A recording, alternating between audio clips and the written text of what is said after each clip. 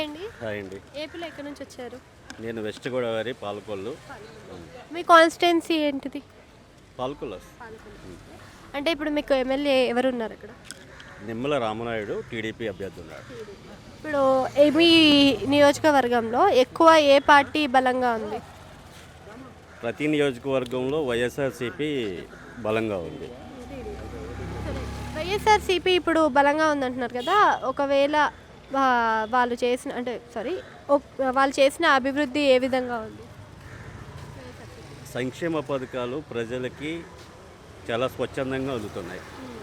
Okay, అది clear. Next వచ్చేసి చిన్నపిల్లలకి స్టడీ విషయంలో స్కూల్స్ డెవలప్మెంట్ కానీ, వాళ్ళకి పెట్టే ఫుడ్ కానీ, ఇవన్నీ కూడా ఎక్సలెంట్గా ఉంది. ఇంకొకటి ఏంటంటే విద్యా దీవెన అనే పథకం, అంటే రాజశేఖర్ రెడ్డి గారు ఉన్నప్పుడు ఫీజు రియంబర్స్మెంట్ అని చెప్పి ఓన్లీ గ్రాడ్యుయేట్ పీపుల్కి ఇవ్వడం జరిగింది. బట్ జగన్మోహన్ రెడ్డి గారు లో లెవెల్ అంటే ప్రైమరీ స్టాండర్డ్స్ చూసి వాళ్ళకి అంటే ఎడ్యుకేషన్ అన్నది మంచి ఎడ్యుకేషన్ ఇస్తున్నారు. That's good.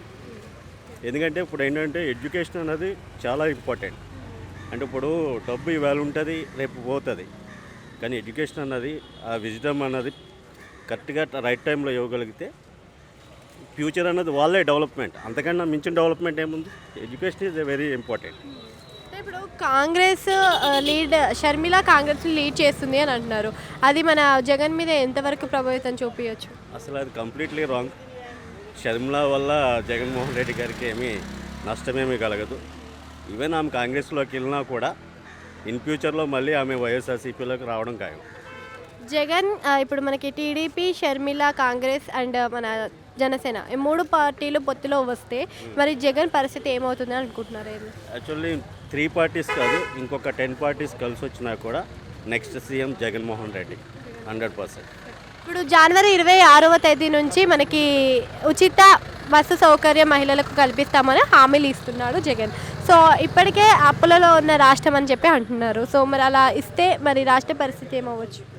మీరే అంటున్నారు కదా ఇప్పటికే అప్పుల్లో ఉంది రాష్ట్రం అని చెప్పి. మరి ఇన్ని పథకాలు చేయగలిగిన వ్యక్తి ఈ వసతి అన్నది కల్పించలేరా? చేయొచ్చు.